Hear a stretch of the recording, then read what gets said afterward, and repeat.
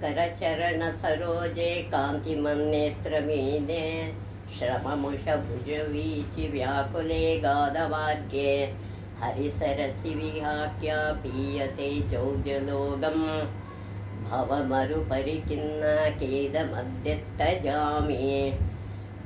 ಮುಕುಂದಮಾಲದ 9ನೇ ಸ್ತೋತ್ರ, ಅದಕ್ಕೆ ಅರ್ಥ ಹೇಳ್ತಾ ಇದ್ದೀನಿ.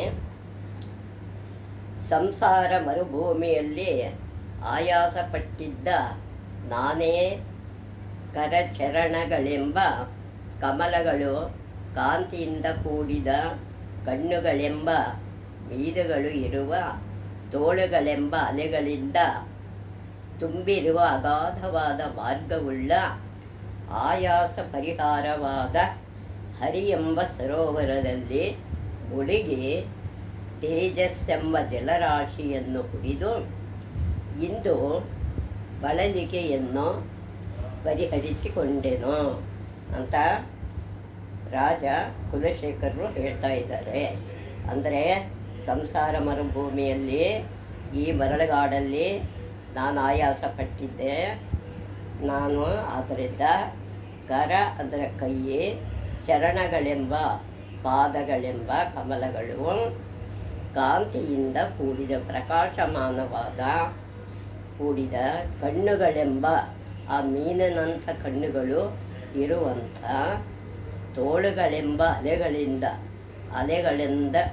ತೋಳುಗಳು ಅಂತ ಇರುವ ಅಲೆಗಳು ತುಂಬಿರುವ ಅಗಾಧವಾದ, ಅಂದರೆ ಹೇಳೋದಕ್ಕೆ ಆಗದಷ್ಟು ಮಾರ್ಗವುಳ್ಳ ಆಯಾಸ ಪರಿಹಾರವಾದ, ಅಷ್ಟು ಆಯಾಸ ಪರಿಹಾರ ಆಗಿದೆ ಹರಿ ಎಂಬ ಸರೋವರದಲ್ಲಿ. ಸರೋವರ ಅನ್ನೋದೇ ಒಂದು ಹರಿ ಎಂಬ ಸರೋವರದಲ್ಲಿ ಮುಳುಗಿ, ಅಂದರೆ ನಾನದಲ್ಲಿ ಮುಳುಗಿ ತೇಜಸ್ ಎಂಬ ಪ್ರಕಾಶ ಅನ್ನದ ಜಲರಾಶಿಯನ್ನು ಕುಡಿದು ಇವತ್ತು ನಾನು ಬಳಲಿಕೆಯನ್ನು ಪರಿಹಾರ ಮಾಡಿಕೊಂಡಿದ್ದೇನೆ ಅಂತ ಕುಲಶೇಖರರು ಹೇಳ್ತಿದ್ದಾರೆ. ಸರಸಿಜ ನಯನೆ ಸಶಂಕುಚಕ್ರೆ ಮುರವಿದಿವಾ ವಿರಮಸ್ವಚಿತ್ತರಂತಂ ಸುಖತರಮಪರಂ ನ ಜಾತು ಜಾನೆ ಹರಿಚರಣ ಸ್ಮರಣಾಮೃತೇನ ತುಲ್ಯಂ. ಅಂದರೆ ಓ ಚಿತ್ತವೇ, ಓ ಮನಸ್ಸೇ, ಕಮಲ ನೇತ್ರನು, ತಾವರೆಯಂಥ ಕಣ್ಣುಗಳುಳ್ಳವನು, ಶಂಖಚಕ್ರಧರನು, ಶಂಖಚಕ್ರಧರ ಅನ್ನೋ ಮುರವೈರಿಯು, ಮುರ ಎಂಬ ರಾಕ್ಷಸನನ್ನು ಸಂಹರಿಸಿದವನು ಆಗಿರುವ ಪರಮಾತ್ಮನಲ್ಲಿ ಭಗವಂತನಲ್ಲಿ ಬಿಡದೆ ಆಡ್ತಾ ಇರ್ತಕ್ಕಂಥ ಹರಿಚರಣವನ್ನು, ಹರಿಗಳ ಪಾದವನ್ನು ಸ್ಮರಣೆ ಮಾಡತಕ್ಕಂಥ ಅಮೃತಕ್ಕೆ ಸಮಾನವಾದಂಥ ಸುಖಕರವಾಗಿರುವ ಎಂದೂ ಕಾಣದ ಸುಖವನ್ನು ಮತ್ತೊಂದನ್ನು ನಾನು ಯಾವಾಗಲೂ ಎಂದಿಗೂ ಯಾವಾಗಲೂ ಕಾಣಲಿಲ್ಲ ಅನ್ನೋ ತಮ್ಮ ಭಾವವನ್ನು ಅವರು ಹೇಳ್ಕೊತಾ ಇದ್ದಾರೆ ರಾಜ ಕುಲಶೇಖರರು. ಇದು ಮುಂದಿನ ಶ್ಲೋಕವನ್ನು ಮುಂದೆ ನೋಡೋಣ ವೀಕ್ಷಕರೇ. 9ನೇದು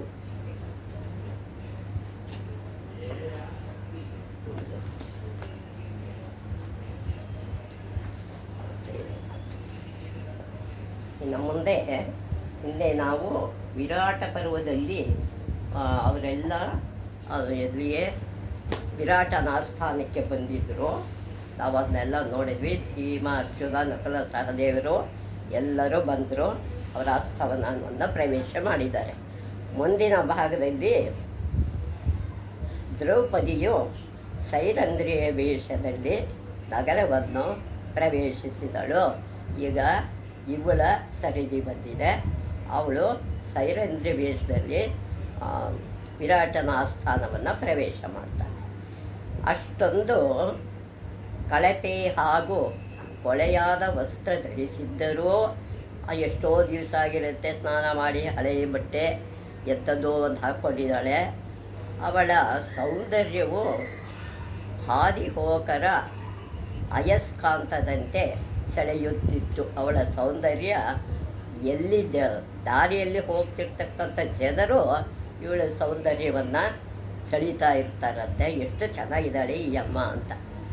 ತನ್ನ ನೀಳವಾದ ಕೂದಲ ಕೈಯಲ್ಲಿ ಹಿಡಿದಿದ್ದ ಅವಳ ಮುಖದ ಮೇಲೆ ಮುಗುಳೋ ನಗುವ ಶೋಭಿಸುತ್ತಿತ್ತು. ಅವಳ ಮುಖದಲ್ಲಿ ಮುಗುಳು ನಗು ಶೋಭಾಯಮಾನವಿತ್ತು. ರಾಣಿವಾಸದ ಕಡೆಗೆ ತ್ವರಿತವಾಗಿ ನಡೆದು ಬರುತ್ತಿದ್ದ. ರಾಣಿವಾಸದ ಕಡೆಗೆ ಅವಳು ಬೇಗ ಹೋಗ್ತಾ ಇತ್ತು. ಯಾರ ಕಣ್ಣಿಗೂ ಬೀಳಬಾರ್ದು ಹೆಚ್ಚಿಗೆ ಹೊತ್ತು ಅಂತ. ಅವಳ ಕೈಕಯ ರಾಜಪುತ್ರಿಯಾದ ರಾಣಿ ಸುಧೇಶನೆಯು ಅರಮನೆಯ ಗವಾಕ್ಷಿಯಿಂದ ನೋಡುತ್ತಿದ್ದಳು. ಸುಧೇಶನೆ ಅನ್ನೋ ರಾಣಿ ಅಂದರೆ ವಿರಾಟ ರಾಜದ ಪತ್ನಿ ಸುಧೇಶನೆ. ಅವಳು ಗವಾಕ್ಷಿಯಿಂದ ಈ ಒಂದು ಇದು ವಿಚಾರವನ್ನು ಗಮನಿಸ್ತಾ ಇದ್ಲು. ಆ ಕಡೆಗೆ ಬರ್ತಾ ಇದ್ದಿದ್ದನ್ನು ಇವಳು ರಾಣಿವಾಸದ ಕಡೆಗೆ ಬರ್ತಾ ಇದ್ಲು, ಸುಧೇಶನ ಅರಮನೆ ಕಡೆ. ಇದನ್ನು ನೋಡುತ್ತಿದ್ದಂಥ ಈ ಅಪ್ರತಿಮ ಸುಂದರಿಯ ಲಾವಣ್ಯವು ಅವಳ ಬೆಚ್ಚಿ ಬೀಳಿಸಿತು. ಅವಳನ್ನು ಕೂಡ ಬೆಚ್ಚಿ ಬೀಳಿಸಿತು ಸುಧೇಶನೆಯನ್ನು. ಇಷ್ಟು ಚೆನ್ನಾಗಿದ್ದಾಳಲ್ಲ ಇವಳು ಅಂತ. ಜನರು ಅವಳೊಂದಿಗೆ ನಡೆಯುತ್ತಾ ಅಶ್ಲೀಲವಾಗಿ ಮಾತನಾಡಿಕೊಂಡು ನಗುತ್ತಿರಲು ಬೆಚ್ಚಿದ ಅವಳು ಇನ್ನೂ ವೇಗವಾಗಿ ನಡೆಯುತ್ತಿದ್ದಳು. ಅವಳದನ್ನು ನೋಡಿ ದ್ರೌಪದಿ ಇನ್ನೂ ಬೇಗ ಅವಳು ಜನರು ಮಾತಾಡ್ತಿದ್ದಿದ್ದು, ಅವರನ್ನು ಗಮನಿಸ್ತಿದ್ದೆಲ್ಲ ನೋಡಿ ಚಲನವಲನಗಳನ್ನು ನೋಡ್ತಾ ಅವಳು ಇನ್ನೂ ಬೇಗ ಹೆಜ್ಜೆ ಹಾಕಿದ್ಲು ಅರಮನೆ ಕಡೆಗೆ. ಜೊತೆಯಲ್ಲಿ ಯಾರೂ ಇಲ್ಲದೆ, ಯಾರೂ ಜೊತೆಯಲ್ಲಿರಲಿಲ್ಲ, ಏಕಾಕಿನಿಯಾಗಿದ್ದ, ಒಬ್ಬಳೇ ಇದ್ದಂಥ ಅವಳ ಮೇಲೆ ರಾಣಿಗೆ ಮರುಕ ಉಂಟಾಯಿತು. ರಾಣಿಗೆ ತುಂಬ ಬೇಜಾರಾಯಿತು. ಈಕೆ ಯಾವುದೋ ಕಷ್ಟದಲ್ಲಿದ್ದಾಳೆ ಅಂತ ಅವಳಿಗೆ ಬೇಜಾರಾಗಿ ಜನರ ಮಧ್ಯದಲ್ಲಿ ಸಿಕ್ಕಿದ್ದ ಅವಳ ಕರೆ ತರುವಂತೆ ಹೇಳಿ ದಾಸಿಯರ ಕಳಿಸಿದಳು. ಜನರದಲ್ಲಿ ಮಧ್ಯೆ ಸಿಕ್ಕೊಂಡಿರ್ತಕ್ಕಂಥ ಈ ಹೆಂಗಸನ್ನ ಕರ್ಕೊಂಡು ಬನ್ನಿ ಅಂತ ಬೇರೆ ದಾಸಿಯರನ್ನು ಇವಳು ಕಳಿಸ್ತಾಳೆ. ಯಾರು? ಸುಧೇಶನೆ ರಾಣಿ. ದ್ರೌಪದಿಯು ಅವರೊಂದಿಗೆ ಅರಮನೆಗೆ ಬಂದು ರಾಣಿಯ ಮುಂದೆ ನಿಂತಳು. ದಾಸಿಯರ ಜೊತೆಲಿ ಬಂದು ಅವಳ ಮುಂದೆ ನಿಂತ್ಕೋತಾಳೆ.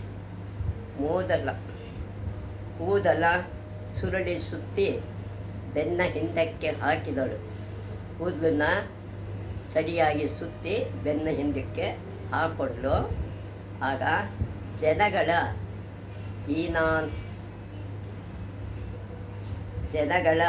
ಹೀನಾಯದಿಂದ ನೊಂದಿದ್ದ ಅವಳು ನಡುಗುತ್ತಿದ್ದಳು. ಅವರ ನಡವಳಿಕೆ ಅವಳಿಗೆ ಇಷ್ಟ ಆಗಲಿಲ್ಲ ಜನರುಗಳದ್ದು.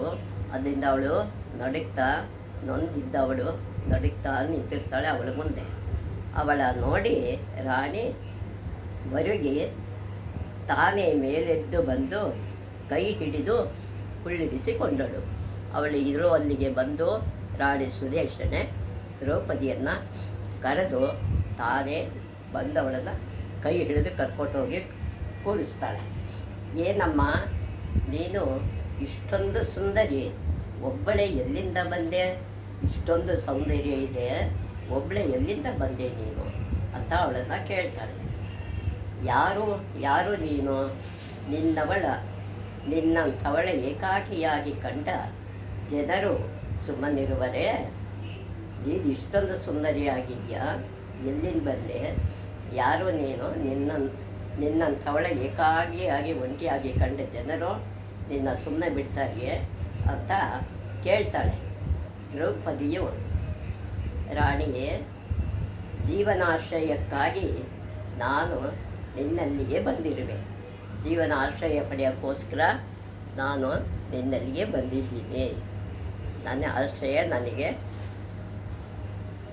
ಅಲಂಕರಣಾದಿಗಳಲ್ಲಿಯೂ ಅಲಂಕರಣದಲ್ಲಿಯೂ ಅಂದರೆ ರಾಣಿಯರಿಗೆ ನಾನು ಅಲಂಕಾರ ಮಾಡ್ತೀನಿ. ಪ್ರಸಾದನ ವಿದ್ಯೆಯಲ್ಲಿಯೂ ಅಂದರೆ ಮೇಕಪ್ ಅಂತ ಹೇಳ್ತಾರಲ್ವ, ಅದೇ ರಾಣಿಯರಿಗೆ ತಲೆ ಬಾಚೋದು, ಅವ್ರಿಗೆ ಏನೇನು ಅಲಂಕಾರ ಬೇಕೋ ಅದರಲ್ಲೆಲ್ಲ ನಾನು ನುರಿತವಳು ನಾನು ಅಂತ ಹೇಳ್ತಾಳೆ. ಅದರಲ್ಲಿ ನನಗೆ ಪಾಂಡಿತ್ಯ ಇದೆ. ಪಾಂಡವರ ರಾಣಿ ದ್ರೌಪದಿ ಸಖಿಯಾಗಿದ್ದೆ. ಪಾಂಡವರಲ್ಲಿ ದ್ರೌಪದಿ ಅಂತಿದ್ಲು, ಅವಳಿಗೆ ನಾನು ಸಖಿಯಾಗಿದ್ದೆ.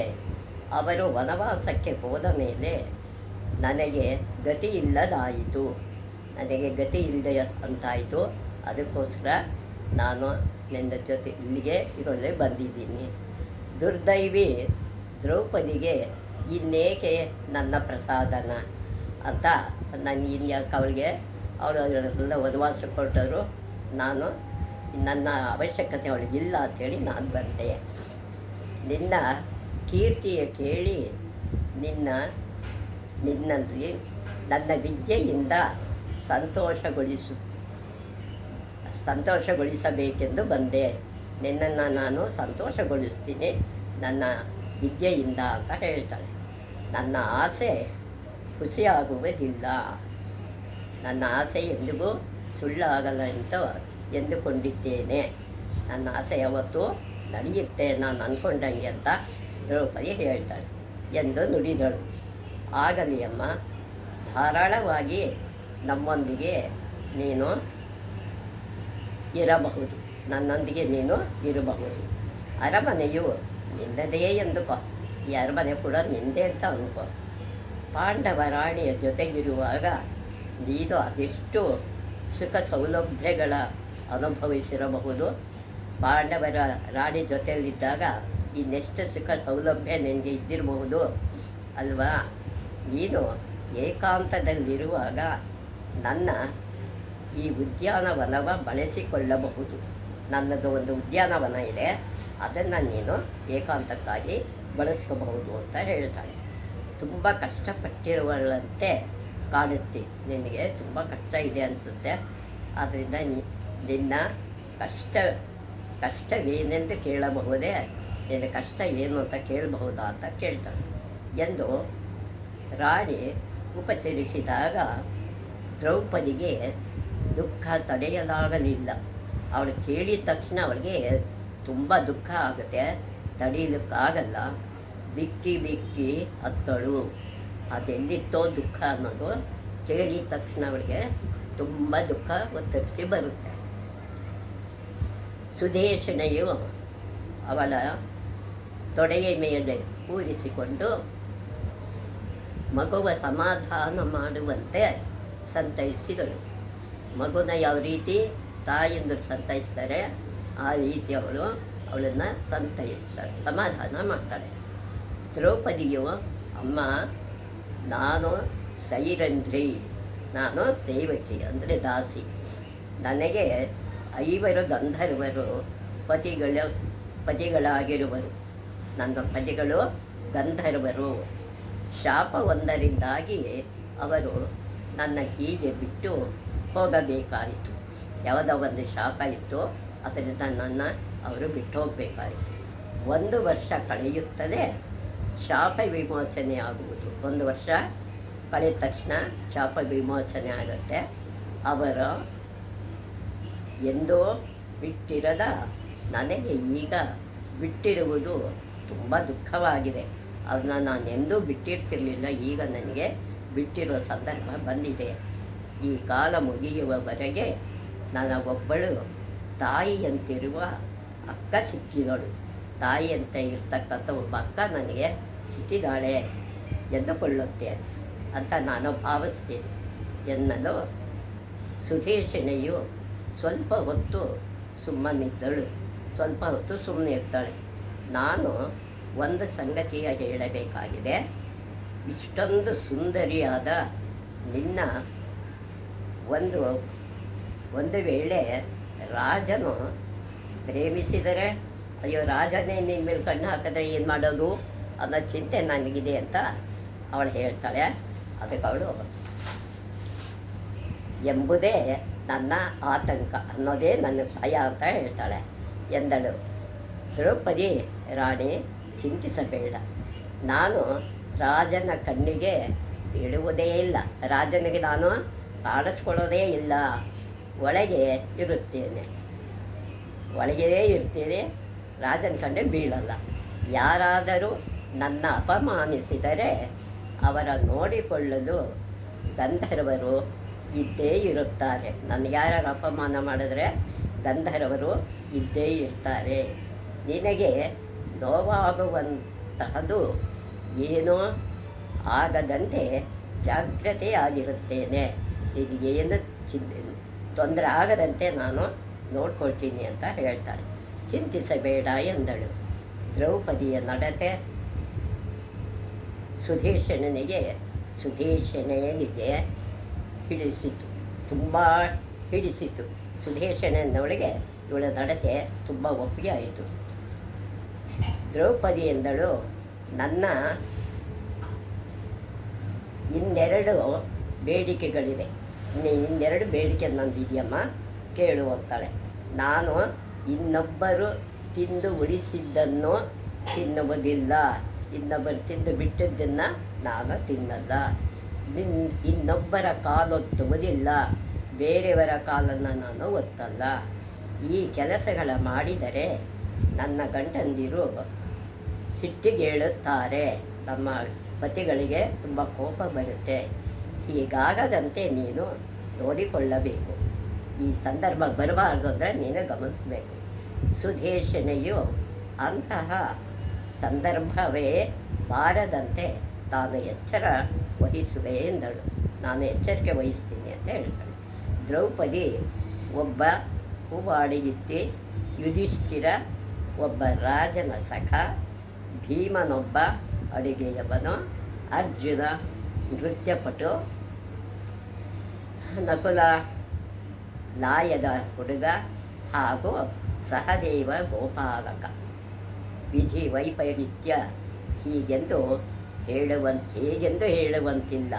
ಎಂಥ ರಾಜರು ಯಾವ್ಯಾವ ಕಾಲದಲ್ಲಿ ಏನಾಗ್ತಾರೆ ಅನ್ನೋದನ್ನು ಮನುಷ್ಯ ಗಮನಿಸ್ಕೋಬೇಕು ಅಂತ ಹೇಳ್ತಾಳೆ. ದ್ರೌಪದಿ ಒಬ್ಬ ಹೂವಾಡಿಗಿತ್ತಿಯಾಗಿರ್ತಾಳೆ. ಯುಧಿಷ್ಠಿರ ಒಬ್ಬ ರಾಜನ ಸ್ನೇಹಿತ ಆಗಿರ್ತಾನೆ. ಭೀಮನು ಒಬ್ಬ ಅಡುಗೆಯವನಾಗಿರ್ತಾನೆ. ಅರ್ಜುನ ನೃತ್ಯಪಟುವಾಗಿರ್ತಾನೆ. ನಕುಲ ಕುದುರೆ ಲಾಯದಲ್ಲಿ ಕೆಲಸ ಮಾಡ್ತಾನೆ. ಹಾಗೂ ಸಹದೇವ ಗೋವುಗಳನ್ನು ನೋಡ್ಕೋತಾ ಇರ್ತಾನೆ. ಇದು ವಿಧಿ ವೈಪರೀತ್ಯ ಅಲ್ಲದೆ ಹೀಗೆಂದು ಹೇಳುವಂತಿಲ್ಲ. ಹೇಗೆಂದು ಅಚ್ಚರಿಯ ಸಂಗತಿ ಎಂದರೆ ದ್ರೌಪದಿಯು ಒಳಗೊಂಡ ಪಾಂಡವರೆಲ್ಲರೂ ಸುಖವಾಗಿದ್ದರು. ಹೀಗೆ ಎಲ್ಲರೂ ವಿರಾಟನ ಆಸ್ಥಾನದಲ್ಲಿ ಎಲ್ಲರೂ ಸುಖವಾಗಿರ್ತಾರೆ. ವಿರಾಟನು ಅವನ ಮಡದಿ ಸುಧೇಶನೆಯು ತುಂಬ ಒಳ್ಳೆಯ ದಂಪತಿಗಳು, ತುಂಬ ಜನಕ್ಕೆ ತುಂಬ ಸಹಾಯ ಮಾಡ್ತಾಯಿದ್ದ ಜನಗಳವರು. ರಾಜಕುಮಾರಿಯು ಸಂತೋಷವಾಗಿ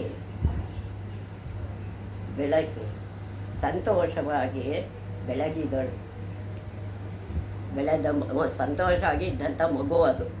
ಆ ಸುಂದರ ನಗರದಲ್ಲಿ 3 ತಿಂಗಳ ಕಾಲ ಬದುಕು ಸುಖವಾಗಿ ಸಾಗಿತ್ತು. 3 ತಿಂಗಳು ಸಾಗಿತು. 4ನೆಯ ತಿಂಗಳಲ್ಲಿ ಶಿವಾರಾಧನೆಯ ಅಂಗವಾಗಿ ಕುಸ್ತಿಯು ನಗರದಲ್ಲಿ ಏರ್ಪಡಿಸಲಾಗಿತ್ತು.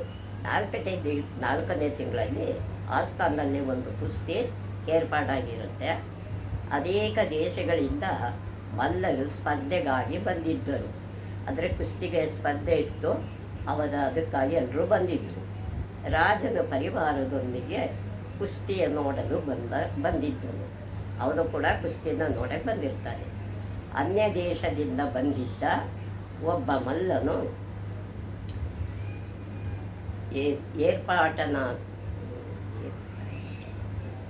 ವಿರಾಟನಗರದ ಎಲ್ಲ ಮಲ್ಲರ ಸೋಲಿಸಿ, ವಿರಾಟನಗರದ ಎಲ್ಲ ಕುಸ್ತಿಗಳನ್ನೆಲ್ಲ ಸೋಲಿಸ್ತಾ ಇರ್ತಾನೆ. ಆ ಮಲ್ಲ ಅನ್ನೋನು, ಆ ಕುಸ್ತಿ ಮಾಡ್ತಾಯಿದ್ದವನು ರಂಗ ಮಧ್ಯದಲ್ಲಿ ನಿಂತು, ನಾನು ಲೋಕೈಕ ವೀರನಾದ ಮಲ್ಲ, ನನ್ನೆದುರು ಯಾರೋ ನಿಲ್ಲಲಾರರು ಅಂತ ಹೇಳ್ಕೊತಾ ಇರ್ತಾನೆ. ನಾನೊಬ್ಬನು ಕೈಕ ವೀರ, ನನ್ನನ್ನು ಯಾರೋ ಎದುರಿಸೋಕ್ಕೆ ಆಗಲ್ಲ ಅಂತ ಜಂಬ ಕೊಚ್ತಾ ಇರ್ತಾನೆ. ಯಾರು ದೂರ ಇದ್ದರೆ ಬರಲಿ, ಅಲ್ಲ ನನ್ನೆದುರು ಯಾರಾದರೂ ಇದ್ದರೆ ಬರಲಿ ಅಂತ ಷರತ್ತು ಹಾಕ್ತಾನೆ ಇತ್ಯಾದಿಯಾಗಿ ಹೇಳಿದನು. ರಾಜನಿಗೆ ಪಿಚ್ಚನಿಸಿತು, ಅವನಿಗೆ ಬೇಜಾರಾಯಿತು. ಯಾರು ಇಲ್ವಾ ನಮ್ಮ ಆಸ್ಥಾನದಲ್ಲಿ ಅನ್ನೋದು ಅವನಿಗೆ ಬೇಜಾರಿತ್ತು. ಈ ಮನುಷ್ಯನ ಸವಾಲಿಯನ್ನು ಎದುರಿಸಿ ಅವನಿಗೆ ಒಂದು ಪಾಠ ಕಲಿಸಬಲ್ಲವರು ಇಲ್ಲಿ ಯಾರೂ ಇಲ್ಲವೇ, ಇವರಿಗೆ ಬುದ್ಧಿ ಕಲಿಸೋರು ಯಾರೂ ಇಲ್ಲವೇ ಅಂತ ಇವನು ಅನ್ಕೋತಾ ಇದ್ದ ಹಾಗೆಯೇ ಎಂದನು. ಪಕ್ಕದಲ್ಲೇ ಕುಳಿತಿದ್ದ ಯುಧಿಷ್ಠಿರನು, ನಾನು ಇಂದ್ರಪ್ರಸ್ಥದಲ್ಲಿ ಯುಧಿಷ್ಠಿರನೊಂದಿಗೆ ಇದ್ದಾಗ ಒಬ್ಬ ಕುಸ್ತಿಪಟುವ ನೋಡಿದ್ದೆ. ನಾನು ಇಂದ್ರಪ್ರಸ್ಥದಲ್ಲಿದ್ದಾಗ ಒಬ್ಬ ಕುಸ್ತಿಪಟುವನ್ನು ನೋಡಿದ್ದೆ. ಅವನು ಈತನ ಖಂಡಿತ ಸೋಲಿಸಬಲ್ಲ, ಅವನು ಇವನನ್ನು ಸೋಲಿಸ್ತಾನೆ. ಅದೃಷ್ಟವಶ ಅವನೇ ನಿನ್ನ ಗರುಡಿ ಮನೆಯ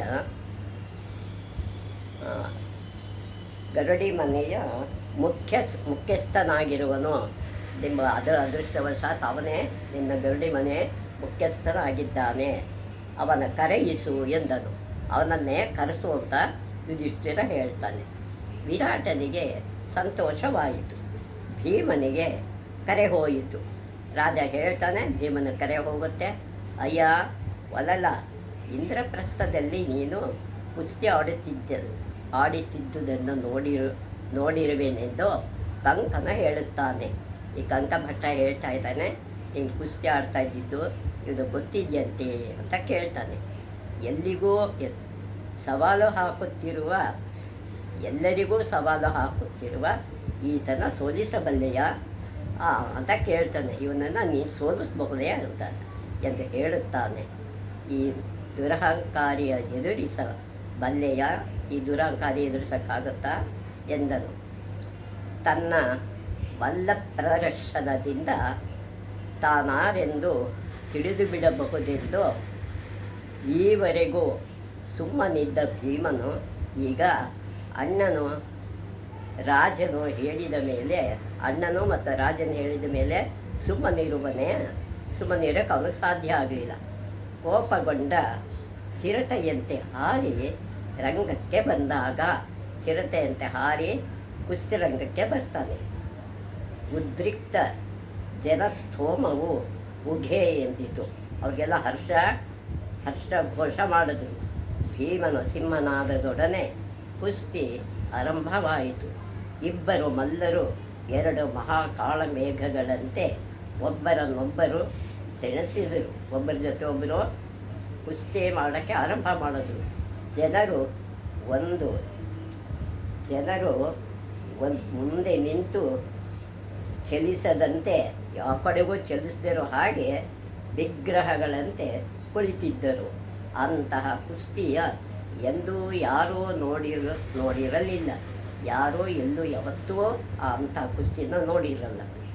ಕೊನೆಗೆ ಭೀಮನು ತನ್ನ ಎದುರಾಳಿಯ ಅನಾಮತ್ತಾಗಿ ಮೇಲಕ್ಕೆತ್ತಿ ಅವನನ್ನು ಮೂರ್ಛೆಗೆ ಹೋಗುವವರೆಗೂ ಅವನನ್ನು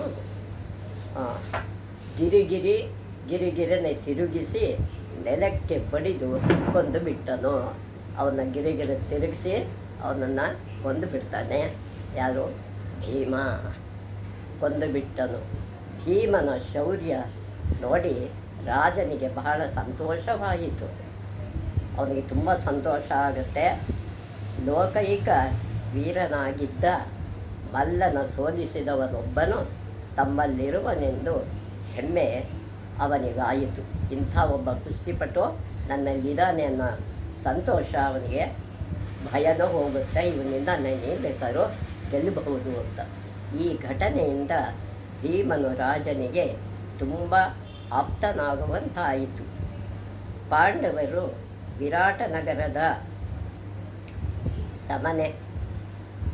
ಸಾಮಾನ್ಯ ಬಹುಕಾಲದಿಂದ ಸಿಕ್ಕಿರದ ಶಾಂತಿ ಸುಖಗಳಿಂದ ನೆಮ್ಮದಿಯಾಗಿದ್ದರು. ಅವರು ಅನೇಕ ವರ್ಷಗಳಿಂದ ಸುಖ ನೆಮ್ಮದಿ ಇಲ್ದಿಲ್ಲ, ಇಲ್ಲಿ ಅವರು ಸುಖವಾಗಿದ್ದರು. ವಿರಾಟನ ಪ್ರೀತಿಯ ಆಶ್ರಯವು ಅನ್ಯಾಯ ಪರಂಪರೆಯಿಂದ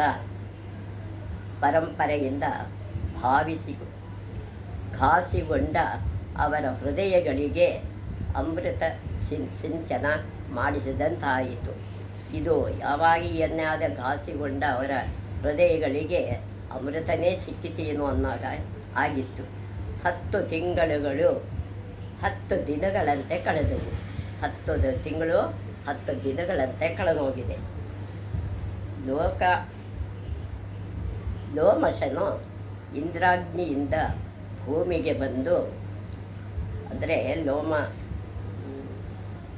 ಲೋಮಶನು ಅಂದರೆ ಇಲ್ಲಿ ಇಂದ್ರಪ್ರಸ್ಥದಿಂದ ಬರ್ತಾನೆ. ಭೂಮಿಗೆ ಬಂದ ಇಂದ್ರ ಯುಧಿಷ್ಠಿರನಿಗೆ ಇಂದ್ರನ ಸಂದೇಶವ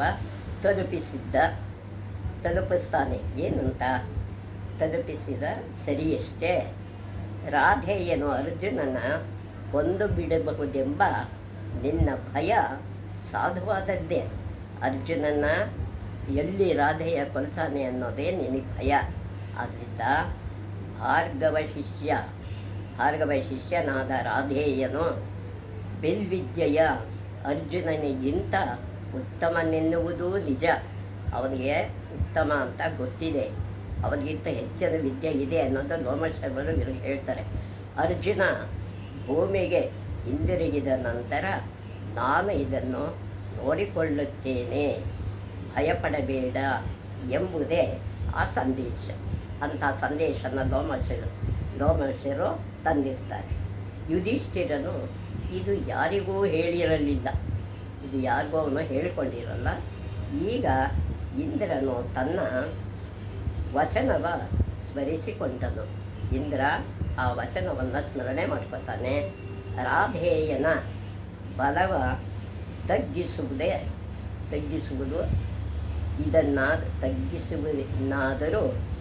ತಗ್ಗಿಸೋದಕ್ಕೆ ಇನ್ನೇನಾದರೂ ಮಾಡಲೇಬೇಕೆಂದು ನಿರ್ಧರಿಸಿದನು. ಒಂದು ಮಧ್ಯರಾತ್ರಿ ಮಂಜಿಗಿಂತ ಬೆಳ್ಳಗಿದ್ದ ತನ್ನ ಹಾಸಿಗೆಯ ಮೇಲೆ ರಾಧೇಯನು ಮಲಗಿದ್ದಾನೆ. ಅಂದರೆ ಕರ್ಣ ಮಧ್ಯರಾತ್ರಿಯಲ್ಲಿ ಒಬ್ಬನೇ ಹಾಸಿಗೆ ಮೇಲೆ ಮಲ್ಕೊಂಡಿರ್ತಾನೆ.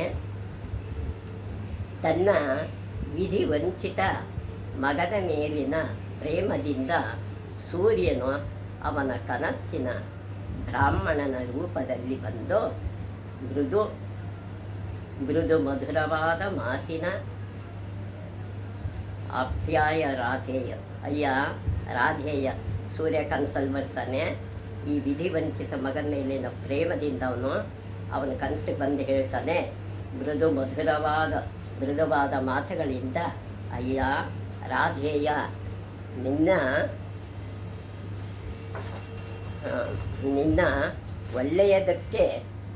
ಒಳ್ಳೆಯದಕ್ಕೆ ಹೇಳುವ ನನ್ನ ಮಾತು ಕೇಳು. ನನ್ನ ಮಾತನ್ನು ಕೇಳಪ್ಪ. ನೀನು ಒಳ್ಳೆಯವನು, ಸತ್ಯವಂತ, ಒಳ್ಳೆಯವನು ಹಾಗೂ ಸತ್ಯವಂತ. ಮಧ್ಯಾಹ್ನದ ಸೂರ್ಯೋಪಾಸನೆ ಮಾಡುತ್ತಿರುವಾಗ ಯಾರು ಬಂದು ಏನನ್ನೋ ಕೇಳಿದರೂ ಕೊಟ್ಟು ಬಿಡುವವನೆಂಬುದು ನಿನ್ನ ವ್ರತ. ನೀನು ಸೂರ್ಯನಿಂದ ಏನಾದರೂ ಸೂರ್ಯ ಉಪಾಸನೆ ಮಾಡ್ತಿರುವಾಗ ಯಾರನ್ನು ಕೇಳಿದ್ರು ಕೊಟ್ಟು ಬಿಡ್ತೀಯ ಅಂತ ನಿನ್ನ ವ್ರತ ಇದೆ. ಇದನ್ನು ಬಳಸಿಕೊಂಡು ನಾಳೆ ಪಾಂಡವರ ಹಿತೈಷಿಯಾದ ದೇವೇಂದ್ರನು ಬ್ರಾಹ್ಮಣನ ವೇಷದಿಂದ ನಿನ್ನ ಬಳಿಗೆ ಬಂದು ನಿನ್ನ ಕವಚ ಕುಂಡಲಗಳ ದಾನವಾಗಿ ಕೇಳುವನು. ನಾಳೆ ನಿನಗೆ ದೇವೇಂದ್ರ ಬಂದು ನಿನ್ನ ಕವಚ ಕುಂಡಲಗಳನ್ನು ಕೇಳ್ತಾನೆ. ನೀನು ಅವುಗಳ ಕೊಡಬಾರದು ಅಂತ ಸೂರ್ಯ ಅವನಿಗೆ ಎಚ್ಚರ ಕೊಡ್ತಾನೆ. ಅವುಗಳು ಅದಿತಿಯಿಂದ ಸೂರ್ಯನು ಸಂಪಾದಿಸಿದ್ದನು. ಅದು ಸೂರ್ಯ ಅದಿತಿಯಿಂದ ತಗೊಂಡಿರ್ತಾನೆ. ನಿನ್ನ ರಕ್ಷಣೆಗೆಂದು ನಿನಗೆ ಕೊಡಲ್ಪಟ್ಟಿರುವುದು, ನಿನ್ನ ರಕ್ಷಣೆಗೆ ಅಂತ ಇದನ್ನು ಕೊಟ್ಟಿದೆ. ಇಂದ್ರನು ಅವನ್ನು ಕೇಳಿದಾಗ ಅವುಗಳ ಬದಲಿಗೆ ನೀನು ಬೇರೆ ಏನನ್ನಾದರೂ ಕೊಡು, ನಿನ್ನ ರಾಜ್ಯವನ್ನೇ ಬೇಕಾದರೆ ಕೊಟ್ಟು ಬಿಡು. ಅಂತ ನೀನು ರಾಜ್ಯನಾರು ಕೊಡು, ಈ ಕವಚ ಕುಂಡಲಗಳನ್ನು ಕೊಡಬೇಡ ಅಂತ ಸೂರ್ಯ ಎಚ್ಚರ ಮಾಡ್ತಾನೆ. ಕುಂಡಲಗಳ ಕಿವಿಯಿಂದ ಹರಿದು ಕೊಟ್ಟರೆ ನಿನ್ನ ಆಯುಷ್ಯವು ಕ್ಷೀಣಿಸುವುದು, ನಿನ್ನ ಆಯುಷ್ಯ ಕ್ಷೀಣ ಆಗುತ್ತೆ, ನೀನು ಬೇಗ ಸಾಯುವೆ. ಕವಚವಿರುವುದು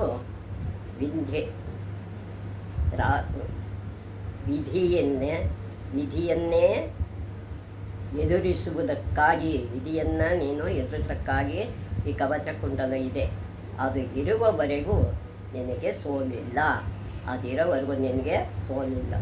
ಇವುಗಳ ನಿನ್ನ ಶರೀರದಿಂದ ಬೇರ್ಪಡಿಸಿದರೆ ನೀನು ಯುದ್ಧದಲ್ಲಿ ಸೋತು ಸಾಯುವೆ. ಇದನ್ನು ಕೊಟ್ಟ ದಿನವೇ ನೀನು ಯುದ್ಧದಲ್ಲಿ ಸಾಯ್ತೀಯ.